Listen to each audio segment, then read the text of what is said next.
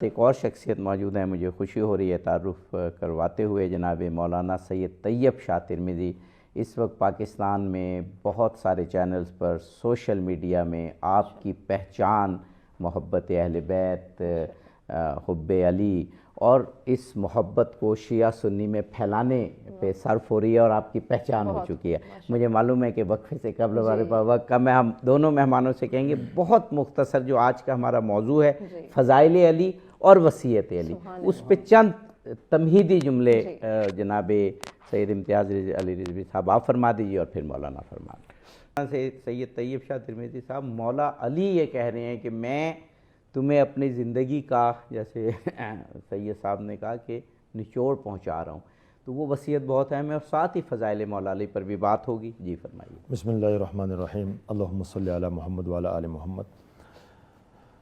قرآن کریم کی تلاوت اور بہت ساری آیات میرے ذہن میں بھی ہے، ان کو ابھی اس وقت مؤخر کر کے مولا علی علیہ السلام کا جو یہ ہستی ہے بہت مظہر العجائب ہے۔ پیدائش سے لے کر موت تک ان کی زندگی کا ہر موڑ انسان کو حیران کر دینے والی ہے۔ اور پھر ولادت کعبے کے اندر، پھر حضور علیہ السلام کی گود میں پرورش اور پیری نظر رخ مصطفیٰ پر پڑنا، اور چلتے چلتے چلتے چلتے آخر اللہ رب العزت کے ہاں ایسے وقت میں کہ جو صبح کا وقت ہو، ایسے مہینے میں جو 12 مہینوں کے سب سے اعلیٰ ترین مہینہ، اور پھر آخری عشرے میں، اور پھر خصوصاً جو تسنن اور ہم دونوں کے ہاں یہ کہا جاتا ہے کہ لیلۃ القدر 21 رات ہوتی ہے، اس وقت اللہ تعالیٰ کے حضور پیش ہونا، یہ ایک عجیب ہستی تھی اور عجیب نظام تھا ان کے زندگی کے ساتھ۔ اللہ تعالیٰ ہمیں بہت بہت خوب وقفے۔ جی ہم بالکل صحیح جی ناظرین، یہ گفتگو اپنی پوری زندگی کا خلاصہ بھی بیان کر رہے ہیں، نچوڑ بھی بیان کر رہے ہیں اور کامیابی کے اصول بتا رہے ہیں۔ میرے ذہن میں بھی ہیں، لیکن میں چاہ رہا ہوں آپ کچھ چیدہ باتیں جو آپ سوچ کر رہے ہیں وہ بیان کیجیے۔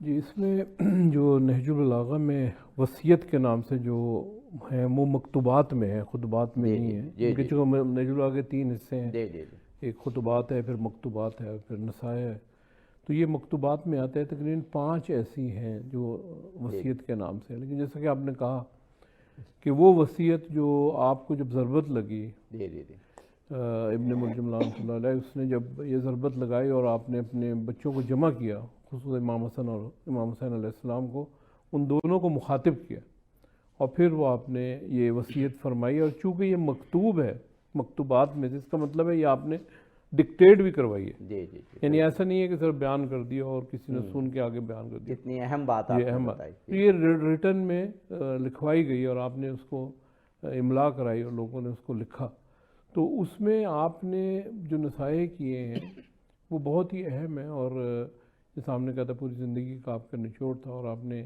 ان کو بتایا اور بار بار اس کو کیا، یعنی وہ ایک ایسا وہ کہتے ہیں چارٹر ہے، ایک آئین ہے زندگی گزارنے کا کہ جس کو آپ نظر انداز نہیں کر سکتے۔ جس میں سے پہلی چیز جو آپ نے کہا نا وہ ہے بتقوی اللہ، اور یہ 2 دفعہ تکرار بھی ہوا ہے اس وصیت میں۔ یعنی اصل چیز جو ہے انسان کو جو بیان کی گئی ہے وہ تقوی الہی ہے، جو انسان کو اپنانے کی تاکید کی جاتی ہے۔ وہ بھی امام حسن اور امام حسین علیہ السلام کو یہ تاکید کر رہے ہیں کہ تم تقوی اختیار کرو۔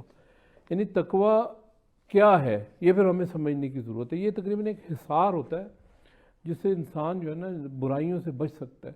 مطلب جیسے زمین ہے نا، جو ہم جس کو کہتے ہیں ارتھ ہے ہماری پوری، اس کے ارد گرد ایک ہوا کا ایک حولہ ہے، یعنی جس کے ذریعے جو ہے وہ کومیٹس سے جو اسپیس کی چیزیں وہ آ نہیں سکتی، سورج کی خطرناک شعاعیں بھی نہیں آتی، تو وہ ریپیل ہو جاتی ہیں یا مثلا وہ ختم ہو جاتی ہیں، وہ اس میں جذب ہوتی ہے۔ اس کی وجہ سے اس دنیا میں جو ہے وہ زندگی ہے۔ تو یہ زندگی جو ہے تو تقویٰ بھی اسی طریقے سے کہ انسان اپنے ارد گرد ایک ایسا حصار بنا لیتا ہے کہ جس سے برائیاں، خرابیاں وہ انسان کے اندر نہیں جاتی اور اس کو روح کو آلودہ نہیں کرتی اور روح میں زندگی رہتی ہے۔ تو لہٰذا یہ ایک تقویٰ کو بہت زیادہ تاکید کی گئی ہے، اور یہ انسان اپنے عمل سے اس کو کمزور کر دیتا ہے، اس حصار کو جب جیسے کمزور کرتا ہے تو وہ جس کو یعنی وہ کہتے ہیں کہ اس خطرات آپ کی طرف آنا شروع ہو جاتے ہیں۔ جب خطرات آتے ہیں تو آپ کی روح کو بھی آلودہ کرتے ہیں اور انسان زندگی میں جو ہے وہ اس انداز سے چلتے. اس طرح سے بار بار آپ نے تقویٰ کا تاکید کی, اور آپ کو پتہ ہے کہ ہر مثلا خطبہ جمعہ میں بھی اس کی تاکید کی گئی ہے کہ پہلا خطبہ تقویٰ الہی سے وہ کیا جائے. تو لہٰذا تقریباً اکثر خطبوں میں ایسا امیر المومنین علیہ السلام کے جو خطبات ہیں ان میں یہ تقویٰ کی طرف اشارہ ہے. جی, اور بہت اہم, اور آپ نے بڑی خوبصورت اس کی ایک مثال دی کہ دراصل یہ ایک طاقت ہے جو انسان کو صحیح اور غلط میں تمیز دلواتی ہے. اللہ کا خوف جو ہے ہمیشہ وہ دلائے رکھتی ہے, اور وہ قوت ہے کہ جس سے انسان زندگی گزارتا ہے احسن طریقے سے. جناب مولانا سید طیب شاہ صاحب ترمذی, فضائل علی کے حوالے سے کچھ بات آپ سے ہم چاہیں گے, اور وصیت کے حوالے سے تو آپ فرمائیں جو بھی. ہم نے دنیا میں کسی شخصیت کو نہیں سنا کہ جس پر ضربت لگی ہو اور کس زور کی, کہ کہتے ہیں ابن ملجم نے بہت عرصے اس تلوار کو زہر میں ڈبویا تھا تاکہ زہر اثر کرے. وہ تلوار فرق مبارک پر آپ کے لگی, اور دنیا کی کوئی اور شخصیت, کوئی اور ہستی کو ہم نے نہیں سنا کہ ایسے وقت میں کہے کہ میں رب کعبہ کی قسم میں کامیاب ہو گیا. ورنہ اکثر حسرتیں ہوتی ہیں, یہ کام ہو جاتا, یہ نیکی کر لیتے, یہ صحیح کام ہو جاتا. دنیا کے کسی شخص کو دیکھ لیں, لیکن یہ مولا کائنات کی واحد ہستی ہیں کہ جاتے ہوئے کہہ رہے ہیں فزتو ورب الکعبہ, رب کعبہ کی قسم میں کامیاب ہو گیا. شاہ صاحب آپ کی ہی بات کو آگے بڑھاتے ہوئے کہ حضرت مولا علی علیہ السلام کائنات کی وہ ہستی ہے کہ جس نے ہر میدان میں, میدان جنگ ہو, میدان علم ہو, ہر میدان میں پہلے نمبر حاصل کیا, وہ ہر میدان میں پہلے نمبر پر رہیں. لیکن واحد یہی ہستی صرف شہادت کے وقت فزت ورب الکعبہ کی ندا لگاتی ہے, ایک صدا لگاتی ہے. ہمارے مستدرک الحاکم کی ایک حدیث ہے, یعنی وہ سمجھتے رہے کہ یہ میرے کامیابی کا وقت ہے.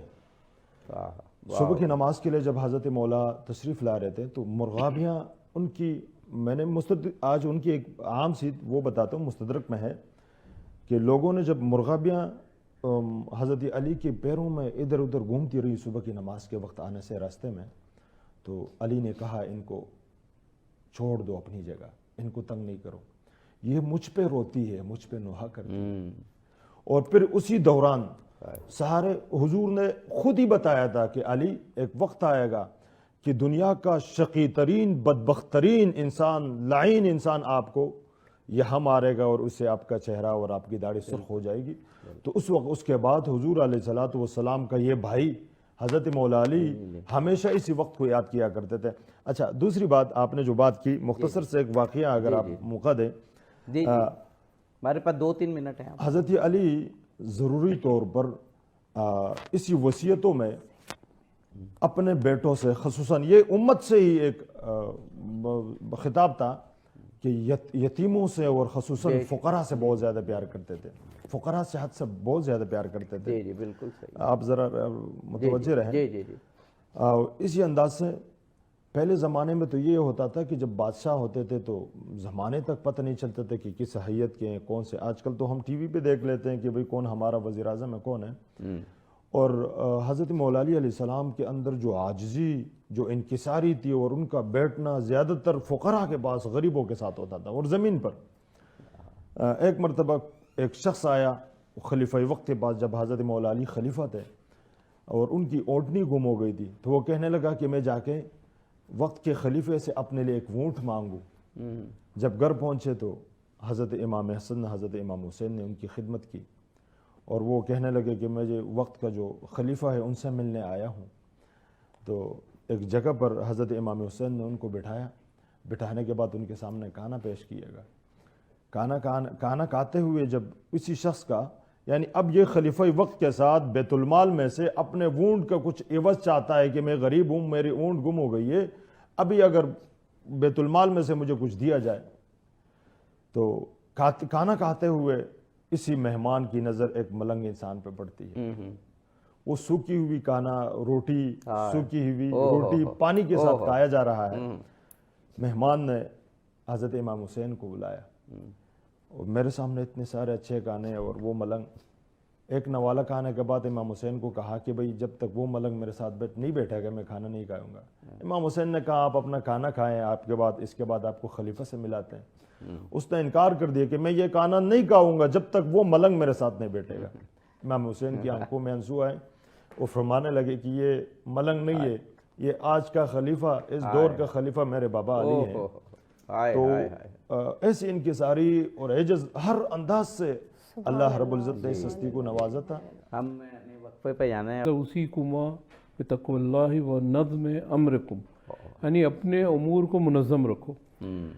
یعنی اگر آپ یہ دیکھیں نا ان دونوں کا امتزاج اس طرح سے کہ ایک تقوی, یہ ویسے آج کل کے دور میں جو یہ دور جس میں ہم جی رہے ہیں یہ مادیت کے غلبے کا دور ہے. یعنی ہمیں یہاں پر خصوصاً ہمارے جو نئی نسل ہے اس کو اس چیز کو سمجھنے کی ضرورت ہے کہ آخر فرق کیا ہے. یعنی ہم اور مثلا مغرب کے جو فلسفے میں فرق کیا ہے, وہ فلسفے میں فرق یہی ہے, تقوی کا ہے اس میں. لیکن جب تقوی کی طرف آپ جاتے ہیں تو یہ نہیں ہے کہ آپ سب چیزوں کو چھوڑ دیں. نظم امرکم, اپنے امور کو بھی آپ نے منظم رکھنا ہے. اس دنیا میں جینے کا سلیقہ آپ کو آنا چاہیے, یہاں کے معاملات کو آرگنائز کرنا ہے. اب جیسے آج کل کی اصطلاحات چلتی ہیں جی, ٹائم مینجمنٹ ہے, یہ نظم امر میں آتی ہے. ڈسپلن ہے, نظم امر میں آتی ہے. سیلف ڈیولپمنٹ ہے, سیلف ڈیولپمنٹ ہے, وہ نظم امر میں آتی ہے. یعنی آپ اپنے امور کو منظم رکھیں. اس سے کیا ہوگا, اس سے نتیجہ یہ نکلے گا کہ آپ ایک اچھے کام, پروڈکٹیو کام کر سکتے ہیں. یعنی کم وقت میں زیادہ کاموں کو انجام دے سکتے ہیں. چونکہ دنیا میں آپ کا آنا محدود مدت کے لیے ہے, لیکن آپ کا دنیا میں کیا آپ نے کرنا ہے وہ کام آپ اسی وقت مفید بنا سکتے ہیں اس کو جب آپ اس میں اس انداز سے کام کریں گے, ایک ڈسپلنڈ انداز سے کام کریں. آپ نے کتنی خوبصورت بات کی. جی وقفے پر جانا ہے ہمیں. اچھا چلیں اس کی ایک توضیح. جی ناظرین, مرحبا افطار ٹرانسمیشن کے سلسلے کو جاری رکھیں گے, اپنے مہمان گرامی سے خوبصورت گفتگو بھی کریں گے لیکن اس چھوٹے سے بریک کے. جی ناظرین, مرحبا افطار ٹرانسمیشن کا سلسلہ جاری ہے. وقفے کے بعد ایک مرتبہ پھر سے آپ کو کہیں گے خوش آمدید. جی, یوم شہادت مولا کائنات امام علی علیہ الصلوۃ والسلام جناب سید امتیاز علی رضوی صاحب اور جناب مولانا سید طیب شاہ ترمذی صاحب فضائل مولا علی اور وصیت مولا علی بیان فرما رہے ہیں. جناب سید امتیاز علی رضوی صاحب, وقت کیونکہ کم ہوتا ہے تو میں آپ ہی سے خود درخواست کروں گا کہ اس میں سے آپ خود جو چاہے نکات بیان کریں. وصیت تو بہت بڑی ہے. وصیت میں جو مولا نے اپنے بچوں کو کہی نا, اس میں اس بات کی ان کو وصیت کی کہ تم اپنے درمیان معاملات کو صحیح رکھنا. صلاح ذات بینکم, یعنی اپنے آپس کے معاملات کو صحیح رکھنا. پھر ایک خود آپ نے بتایا کہ نبی کریم صلی اللہ علیہ وآلہ وسلم نے فرمایا کہ اپنے معاملات کو درست رکھنا, یعنی آپس میں اتحاد کو برقرار رکھنا اپنے معاملات کا. اور اصلاح کا لفظ ہے, آگے بڑھتے رہنا. یہ کرنا کام 1 سال کے نماز اور روزوں سے بہتر ہے. بے شک یہ الفاظ ہیں. یعنی آپس میں خاندانی طور پر جڑے ہیں اور وحد. اور آپ نے دیکھا کہ یہ پھر یعنی کہاں تک یہ چلا. امام حسین علیہ السلام جب شہید بھی ہوئے اس وقت بھی امام حسین علیہ السلام کی اولاد ان کے ساتھ تھی, باقی خاندان بھی جڑا ہوا تھا. بالکل صحیح بات ہے. تو اسی طریقے سے آپ نے اسی وصیت میں یہ بھی فرمایا کہ اللہ اللہ فی الایتام میں آپ نے اس کا ذکر بھی فرمایا تھا کہ یتیموں کا خیال کرو, اللہ کا واسطہ, خدا را اللہ کا یتیموں کا خیال کرو. اور ساتھ ہی ساتھ واللہ فی الجیران, اپنے ہمسایوں کا خیال کرو. یعنی یہ حقوق العباد کی طرف اس میں سب کی ان کی طرف توجہ دلائی گئی ہے کہ, اور یہ بھی اس میں یہ بھی کہا گیا کہ میں نے تو رسول اللہ صلی اللہ علیہ وسلم سے اتنی تعریف جو ہے وہ ہمسائے کے لیے سنی ہے کہ اگر یہ بھی مجھے جو گمان ہونے لگا کہ شاید وہ اس میں وراثت میں بھی ان کا حق قرار دے دیں. تو لہذا اپنے ہمسایوں کا خیال رکھنا, جو علاقے میں آپ کے یتامہ ہیں جن کا کوئی وارث نہیں ہے ان کا خیال کرنا, اور پھر اپنے آپ کو متحد اور تو رکھنا, توانا رکھنا. اگر کہیں پہ کوئی آپ کو پرابلم ہو جائے تو اس کو فوری طور پر حل کرنے کی کوشش کرنا. تو یہ ساری, اس کے علاوہ واللہ فی القرآن, قرآن کو نہیں چھوڑنا. ایسا نہ ہو کہ دوسرے تم سے قرآن میں سبقت لے جائے. ابھی آج کل بڑی اہم بات ہے کہ قرآن کی تعلیمات پر عمل کرنے میں کہیں دوسرے تم پر سبقت نہ لے جائیں. یہ مولا علیہ وصیت فرما رہے ہیں. اور اس میں آپ دیکھ رہے ہیں کہ مثلا دیکھیں نا, میں صرف ایک تو عمل کرنے کی بات ہے, اس میں ریسرچ, تحقیق, یہ ساری چیزیں بھی. جس طریقے سے آج کے دور میں مغرب جو ہے وہ بھی بہت آگے ہے ریسرچ کے میدان میں, تو وہ قرآن پہ بھی ریسرچ کر رہے ہیں. قرآن کی گہرائیوں کو, قرآن کے ردم کو, قرآن کی نظم کو وہ لوگ ڈھونڈ رہے ہیں, اس طرح سے کام کر رہے ہیں اس پہ. تو لہٰذا یہ جو ہے, اور قرآن پہ عمل کرنا یہ سب سے بڑی بات ہے. اور سب سے پہلے ہر آدمی کو اس میں آگے ہونا چاہیے. بے شک بہت اسی طریقے سے نماز کا بھی ہے، اللہ اللہ یا اللہ اللہ کے ساتھ اپنی خدا کہا گیا، پھر صلاۃ، یعنی اس کی اہمیت کو اس کی بتا رہے ہیں. نماز کو نہیں چھوڑنا کبھی، پھر بیت اللہ کو نہ چھوڑنا، یہ بھی کہا ہے کبھی اس کو ترک نہ کرنا، جو اگر بیت اللہ کو چھوڑ دیا تو پوری امت ختم ہو جی جائے. بے شک. یہ اب ہمارے پاس کیونکہ وقت کم ہے، مولا علی کا ایک ایک سطر، ایک ایک لفظ جو ہے وہ، اور وہ ہم دیکھ بھی رہے ہیں. قرآن کو انہوں نے کہا نا قبلہ، فضائل علی بھی بیان کیجیے گا. یہ ایک بات کہ مولا علی نے بتا دیا تھا کہ قرآن میں دوسرے تم پہ سبقت نہ لے جائیں، اور وہ لے گئے ہیں سبقت. ویسے جو آگے ہے بہت ساری قرآنی جو چیزیں ہیں، جو تہذیب ہے، جو قرینے ہیں، وہ انہوں نے اپنائے ہوئے ہیں. فرمائیے. بسم اللہ الرحمن الرحیم. عابدی صاحب، مولا علی علیہ السلام کے جو فضائل ہے عجیب و غریب ہے، اور پھر ان کی ہر فضیلت افضلیت بھی لگتی ہے انسان کو. میں آپ کو ایک حدیث اور پھر ایک حوالہ ہمارے اہل سنت خصوصاً علماء دیوبند کا ایک پیش کرتا ہوں کہ حضور علیہ الصلوۃ والسلام نے حضرت علی سے فرمایا، علی انت بمنزلۃ ہارون من موسیٰ الا انہ لا نبی بعدی. بالکل اسی انداز سے ترمذی شریف کے اندر ایک حدیث ہے کہ بہت سارے صحابہ کرام جو بزرگ صحابہ کرام تھے، ان کے دروازے مسجد نبوی تک کی طرف کھلتے تھے. ایک دن حضور علیہ الصلوۃ والسلام نے اعلان کر دیا کہ سارے دروازوں کو بند کر دیا جائے الا باب علی، علی کے دروازے کے علاوہ. پھر اس کے بعد صحابہ کرام نے پوچھا، یا رسول اللہ ہمارے دروازے کیوں بند؟ تو حضور علیہ الصلوۃ والسلام نے خطبہ دیا. خطبے کے بعد پھر ان سے فرمایا کہ بھئی یہ دروازے میں نے بند نہیں کیے بلکہ اللہ رب العزت نے بند کیے. واہ واہ. انور شاہ کشمیری رحمۃ اللہ علیہ فرماتے ہیں کہ بھئی، انور شاہ کشمیری رحمۃ اللہ علیہ فیض الباری کے اندر لکھتے ہیں کہ بھئی ہم نے تو ایک طرف سے دیکھا کہ حضور علیہ الصلوۃ والسلام تو معصوم ہے، وہ تو پیغمبر ہے، وہ ہر حالت میں مسجد سے گزر سکتے ہیں، وہ نبی ہے.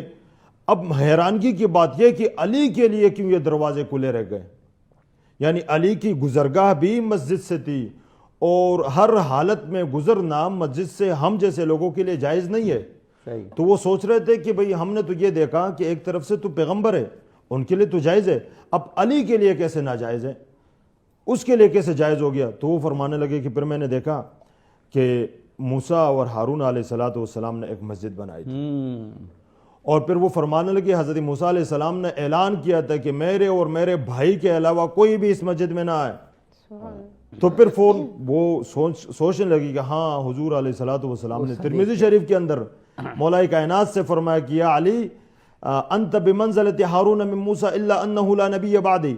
یعنی میں وہ فضیلت جب دیکھا کہ جس طرح ہارون علیہ الصلوۃ والسلام کے لیے اجازت تھی بھائی ہونے کی وجہ سے، اسی طرح اللہ رب العزت نے بزبان رسالت علی کے لیے بھی یہ اجازت دی، اور جس طرح وہاں ایک مسجد بنائی تھی وہ دونوں بھائی گزر ویسے آپ سکتے تھے، نے یہاں واقعی بھی دو بھائی یہ گزر حدیث سکتے تو ہم سنتے تھے ہمیشہ کہ مولا علی کا جو ہے دروازہ کھلا رہا، لیکن یہ جو آپ نے آگے بات بتائی کہ یہ ترمذی کی حدیث سے اور ایک مسجد، یہ واقعاً ہمارے بڑے محدث انور شاہ کشمیری بہت بڑی بات کہ جو موسیٰ ہارون کا سلسلہ تھا وہی یہ پھر رسول اللہ. اسی انداز ہم ایک وقفہ لینا بیان کرتے ہیں. جناب مولانا سید طیب شاہ ترمذی صاحب، فضائل علی کے کچھ باب آپ کھول رہے تھے ہمارے لیے. بسم اللہ الرحمن الرحیم. فضائل مولا علی علیہ السلام کا جو سفر جاری ہے، علی کا جو حضور علیہ الصلوۃ والسلام کے ساتھ جو نسبت تھی ہر انداز سے بہت بلند تھی. کبھی حضور علیہ الصلوۃ والسلام نے ان کو اخی کہا، دوست کہا، کبھی اپنا بھائی قرار دے دیا، اور پھر حضور علیہ الصلوۃ والسلام کے ساتھ جو سب سے بڑی نسبت تھی کہ جب بھی حضور علیہ الصلوۃ والسلام سفر پہ جاتے تھے اپنے ساتھ مولا علی علیہ السلام کو ضرور لے کے جاتے تھے. میں بادل ناخواستہ ذکر کروں، ابھی تھوڑی دیر مجھے پہلے کال آئی ہے بہت بڑے علاقے سے جہاں سارے سادات رہتے ہیں. وہ ایک کلپ دیکھا، پھر مجھ سے پوچھا کہ بھئی آج شہادت مولا علی کا دن ہے اور جتنے بھی ہم ان کی اولاد ہیں ہمیں نہیں پتہ. تو ایک شعر ہے کہ تیری کملی سے محبت ہے مسلمانوں کو، تیری کملی سے محبت ہے مسلمانوں کو، دشمنی ان سے ہے جو زیر کسا رہتے ہیں، تیرے نالین کے ایک نقش پہ مرنے والے تیرے دستار کے وارث سے خفا رہتے ہیں. یہ مولا علی حضور علیہ الصلوۃ والسلام کے دستار کے وارث تھے. اور پھر میں ترمذی شریف کے ایک حدیث آپ کے سامنے رکھ دوں. طائف کے دن جب حضور علیہ الصلوۃ والسلام اپنے بھائی کے ساتھ سرگوشی فرما رہے تھے تو لوگوں نے اعتراض کیا کہ آج حضور علیہ الصلوۃ والسلام نے اپنے بھائی کے ساتھ سرگوشی بہت زیادہ لمبی کر دی. تو حضور نے فرمایا ما انتجیتہو ولیکن اللہ انتجاہو، علی کے ساتھ سرگوشی میں نے نہیں بلکہ اللہ رب العزت نے کی ہے۔ واہ واہ، یعنی حضور علیہ الصلوۃ والسلام کے ذریعے اللہ رب العزت علی سے سرگوشی فرمایا کرتے تھے۔ اتنی بلند و بالا ہستی ہے، ہمیں چاہیے کہ ہم حضور علیہ الصلوۃ والسلام کی ہر نسبت سے پیار کریں، پھر خصوصاً جو اہل بیت ہیں اور پھر سرخیل اہل بیت حضرت مولا کائنات ہیں، تو ہمیں چاہیے کہ ان سے ہر قسم کے انداز سے محبت۔ بے شمار فضائل ایسے ہیں کہ حضور علیہ الصلوۃ والسلام کی زبانی اللہ رب العزت نے پوری امت کو بتا دیا کہ علی کی یہ فضیلت ہیں، علی کی یہ فضیلت ہے۔ اگر وقت ہو تو ایک آپ فضیلت فرمائیے، ہم ایک اور سن رہے ہیں۔ جی کہ حضور علیہ الصلوۃ والسلام کے ساتھ جو نسبت کی بات چلی کہ ایک مرتبہ حضور علیہ الصلوۃ والسلام نے حضرت ابوبکر صدیق رضی اللہ تعالیٰ عنہ، حضرت ابوبکر صدیق کو براعت یعنی کچھ معاہدے جو کفار کے ساتھ ہوئے تھے اس کے لیے بھیجا کہ یہ معاہدہ توڑ دینا چاہیے۔ اسی دوران حضور علیہ الصلوۃ والسلام نے حضرت علی کو بھیجا اور حضرت ابوبکر صدیق سے واپس لے لیے۔ واپس لے کے جب علی آئے تو حضرت ابوبکر صدیق حضور علیہ الصلوۃ والسلام کے دربار میں آئے اور پوچھا، یا رسول اللہ انزل فیہ شیء، کہ میرے بارے میں کچھ آیات تو نہیں ہے اللہ کی طرف سے؟ تو حضور علیہ الصلوۃ والسلام نے فرمایا کہ اللہ رب العزت نے یہ بتایا ہے کہ یہ آپ پہنچائے گے یا آپ جیسا کوئی آدمی، جی، یہ آپ پہنچائیں گے یا آپ جیسا کوئی آدمی پہنچائے گا۔ واہ واہ، تو حضرت ابوبکر صدیق تو دل میں ایک وہ ہوئے، تو پھر لوگوں نے اس کے اوپر اعتراض کیا کہ بھئی اب دین کے جو مسئلے ہیں، جو اسلام کی باتیں وہ تو ہر کوئی پہنچاتے تھے۔ معاذ بن جبل کو حضور علیہ الصلوۃ والسلام نے یمن کی طرف بھیجا تھا، اسامہ بن زید کو دوسری جگہ، وہ تو اہل بیت میں تو نہیں تھے، یہاں پھر کیسے اہل بیت پہنچائیں گے؟ تو پھر ابن تیمیہ جس نے اس بات کا اعتراض کیا تھا، اپنے بات کے ہی تعارف کرواتے ہوئے آگے پھر کیا لکھتے ہیں؟ وہ لکھتے ہیں کہ عرب کے ہاں یہ ترتیب تھی کہ جب بھی کسی بات کا، کسی معاہدے کو طے کرنا ہوتا تھا، وہ تو اس قبیلے کے سردار سے بات ہوتی تھی یا اس آدمی سے جو اس کا قائم مقام ہو۔ واہ واہ، تو قبیلے کے سردار اور کائنات کے سردار تو حضور تھے۔ واہ، اور پھر جب حضرت علی جا رہے تھے اس وقت تو حضور کو کہنے لگے، یا رسول اللہ میری زبان میں ایسی فصاحت نہیں ہے جس طرح آپ کی زبان میں ہے۔ تو حضور نے فرمایا، یا علی اب تو آپ جائیں گے یا میں جاؤں گا؟ واہ تو اس نے فرمایا کہ میں چلا جاؤں گا۔ واہ واہ، تو پھر حضور علیہ الصلوۃ والسلام کے ساتھ جو نسبتیں اس کی بات چل رہی تھی، تو یہاں ابوبکر صدیق کو پھر وہ خوشی ہوئی کہ ہاں علی ہی واحد ایسی ہستی ہے جو حضور جیسا ہی ہے۔ واہ واہ، اور بے شمار جگہ حضور علیہ الصلوۃ والسلام نے فرمایا کہ علی کا نفسی، بے شک، علی میری نفس کی طرح ہے، علی میری ذات کی طرح ہے۔ میں بادل ناخواستہ پھر بھی اپنے اہل سنت عوام کو بتانا چاہتا ہوں کہ حضرت مولا کائنات کے جو فضائل ہیں ہم عوام تک پہنچائیں، ان سے جو محبت کا۔ اور ایک اور حدیث حضرت جابر بن عبداللہ فرماتے ہیں کہ ہم مسجد میں بیٹھے ہوئے تھے، دخلنا رسول اللہ صلی اللہ علیہ وآلہ وسلم ونحن فی المسجد وہو اخذ بید علی، حضور علیہ الصلوۃ والسلام نے مولا کائنات کو ہاتھ سے پکڑا ہوا تھا۔ پھر پوچھا کہ تم میں سے کون ہے جو مجھ سے محبت کے دعوے دار ہے؟ سب نے کہا بلا یا رسول اللہ ہم آپ سے محبت کرتے ہیں۔ کون ایسا شخص ہوگا جو حضور سے محبت نہیں کرتا ہوگا؟ پھر حضور نے فرمایا، اور پھر علی کا ہاتھ پکڑ کے کیا فرمایا کہ کذب من زعم انہ یحبنی ویبغض ھذا، جھوٹا ہے، دغاباز ہے وہ شخص جو مجھ سے محبت کے دعوے دار ہو اور اس علی سے بغض رکھتا ہے۔ سبحان اللہ، سبحان تو اللہ، اس سے بڑھ کر مولا کیا بات کائنات ہے۔ کے فضائل کیا ہو سکتے ہیں؟ جناب سید امتیاز علی رضوی صاحب ہمارے ایک دو روز پہلے پروگرام میں ایک بڑے مقتدر عالم اہل سنت، آپ کو بھی اگر یاد ہو، مولانا سید مصباح الحسن گیلانی صاحب آئے ہوئے تھے، اور انہوں نے اس دن یہ کہا کہ میں آج مولا علی کے صرف وہ فضائل بیان کروں گا جو حضرت ابو بکر رضی اللہ تعالیٰ عنہ اور حضرت عمر رضی اللہ تعالیٰ عنہ نے، اور انہوں نے پورے 3 گھنٹے کے پروگرام میں صرف وہ فضائل مولا علی کے بیان کیے جو حضرت ابو بکر حضرت عمر رضی اللہ تعالیٰ عنہ انہوں نے بیان کیے تھے۔ تو یہ محبتیں شیعہ سنی مسالک میں رہنی چاہیے، یہ چیزیں فرمائیے گا۔ آپ نے صحیح فرمایا، کیونکہ وہی والی بات ہے جب ایک محبت کا تعلق ہو تو پھر بہت ساری چیزوں کو نظر انداز کیا جاتا ہے، چھوڑا جاتا ہے، اور یہ مولا علی کے ساتھ ہر ایک کو محبت تھی، بلکہ وہی والی بات ہے کہ ان سے محبت جو ہے وہ نشانی تھی انسان کی کہ یہ سچا انسان ہے اور اچھا انسان۔ یہ میں ایک ایسا ریمارک تھا جو بہت ضروری ہے، جو آپ نے کہا تھا ہمارے پاس کیونکہ وقت افسوس ہے کہ کم ہوتا ہے، لیکن بہرحال کم وقت میں مستند اور جامع بات کرنا یہ دل پہ اثر کرتی ہے۔ ایک موضوع رہ نہ جائے اور وہ آج سے بھی ریلیٹڈ ہے فلسطین، لبنان، یمن، عراق، شام، مولا علی نے جو بڑی اہم اس میں وصیت کی کہ ہمیشہ مظلوم کے ساتھی رہنا اور ظالم کے خلاف رہنا، یہ اس کے تناظر میں کچھ یہ بھی بیان کیجیے. اور آج دل خون کے آنسو ہوتا ہے، جگر پارا پارا ہوتا ہے جو فلسطین میں ہو رہا ہے، جو لبنان میں ہو رہا ہے. جی یہ مولا کی جو ہے یہ وصیت کے جو الفاظ ہیں وہ بھی میں پڑھ دیتا ہوں. جی ضرور. سو کونا للظالم خصما، کونا دو چکے امام صلی اللہ علیہ وسلم مخاطب ہے، اس لیے ان کو کہا گیا کہ ظالم کے دشمن بن کے رہو، وللمظلوم عونا، اور مظلوم کے ہمدرد اور اس کے مددگار بن کے رہو.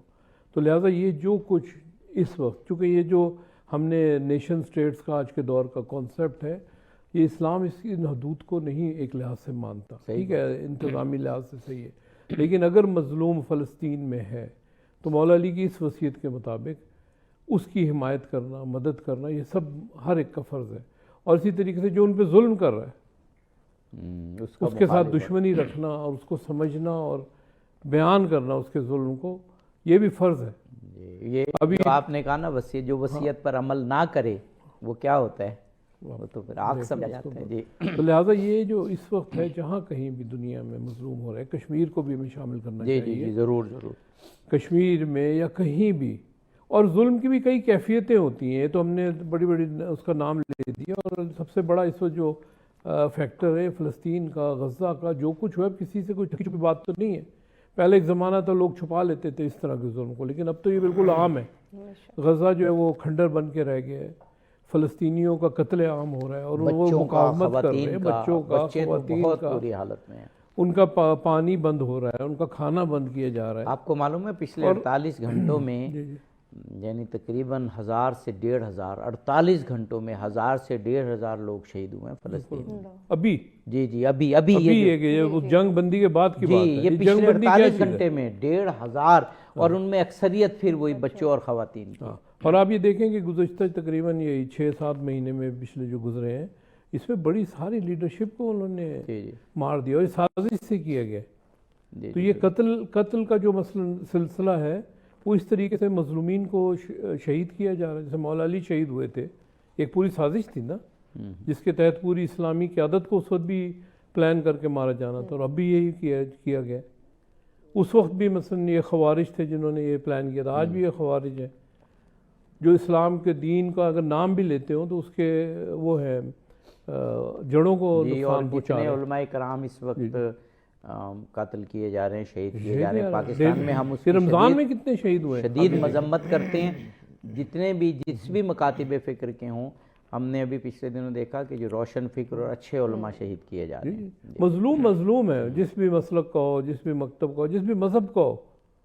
صحیح. اگر کسی اور مذہب کے بندے بھی ہیں، مسلمان نہیں ہیں، لیکن اگر وہ مظلوم ہے تو ان کی حمایت مولا علی کے قول کے مطابق کی جانی چاہیے، اور اس کی وصیت کے مطابق کی جانی چاہیے. بالکل صحیح، بالکل صحیح. جی جی آپ میں صرف ایک چیز کا صرف اضافہ کرنا چاہ رہا ہوں، وہ بات ہی کرنا چاہ رہا ہوں کہ یعنی مولا علی کی شخصیت کیسی تھی. آپ یہ دیکھیں نا کہ جب ان کے اوپر ضربت لگی ہے، اور یہ ضربت وہ تھی کہ ابن ملجم لعنت اللہ علیہ، اس نے 1 ماہ تک تلوار جو تھی وہ زہر میں بھگو کے رکھی ہوئی تھی، اور جب آپ پہ تلوار ماری اور آپ کے سر سے جو ہے وہ آپ کی ریشیں مبارک سرخ ہو گئی، جس کا آپ انتظار کر رہے تھے. چونکہ جب مولا علی کو کہا گیا تھا، بوت رعب کا لقب دیا گیا تھا جب زمین پہ لیٹے تھے، اس وقت ہمارے نبی کریم صلی اللہ علیہ وسلم. ہمارے پاس آپ کے لیے 1 منٹ ہے، آپ کمپلیٹ. جی جی بات کر لیں. تو بس یہ میں بات ہی کرنا چاہ رہا تھا کہ اس میں یہ کہا گیا تھا کہ بھئی 2 سب سے شر انگیز ترین لوگ وہ ہیں جنہوں نے وہ ناکا کو وہ کاٹی تھی کوچیں، اور ایک وہ شخص جو آپ کو شقی ترین جو آپ کو قتل کرے گا. تو یہ عبد الرحمن ابن ملجم لعنت اللہ شقی ترین انسانوں میں تھا. لیکن آپ کا رویہ دیکھیں کہ آپ نے کہا کہ اس کو پانی پلاؤ، یعنی ظلم یہاں پر بالکل. اور وہ شخص کہہ رہا ہے جس کی بعد میں پوری اولاد کو تہ تہ کر دیا گیا اسی امت نے. بلکہ مولا نے تو اس وقت کہا نا کہ یہ کہتے ہوئے کہ امیر المومنین شہید ہو گئے، یہ نہ ہو کہ تم چڑھ دو، کسی کو چڑھ دوڑو، کچھ کر دو، حتیٰ کہ اس کو بھی مصلح نہ کرنا، اس کی ناک کان نہ کاٹنا، اس کو صرف 1 ضرب لگانا. اور یہ کہا کہ اگر ایک کتا بھی جو آپ پہ بھونکے وہ بھی، اس کو بھی کبھی اس کا مسلح کرنا. آج یہ ایک عام روایت بن گئی ہے, گلے کاٹنا, کان کاٹ دینا, ناکیں کاٹ دینا, اس سے فٹ بالیں کھیلنا. اچھا ہمارے پاس 2 منٹ رہ گئے ہیں, میں چاہ رہا ہوں کہ 2 منٹ میں جناب مولانا سید طیب شاہ گیلانی صاحب کوئی اور مولا علی کی ایک فضیلت ہے میں سنا دیجیے تاکہ. ساتھ اگر آپ فلسطین کی جی ضرور کیجیے, ہمارے پاس 2 منٹ. دیکھیں واعتصموا بحبل اللہ جميعا ولا تفرقوا, یہ پھر قوارد کی جو بنیادی مسئلہ ہے. آپ اور میں سوچتے ہوں گے کہ اولاد علی کو, اولاد رسول کو کربلا میں کیسے شہید کیا گیا, یعنی اتنے کلمگو ہونے کے باوجود کربلا کیسے بپا ہوئی.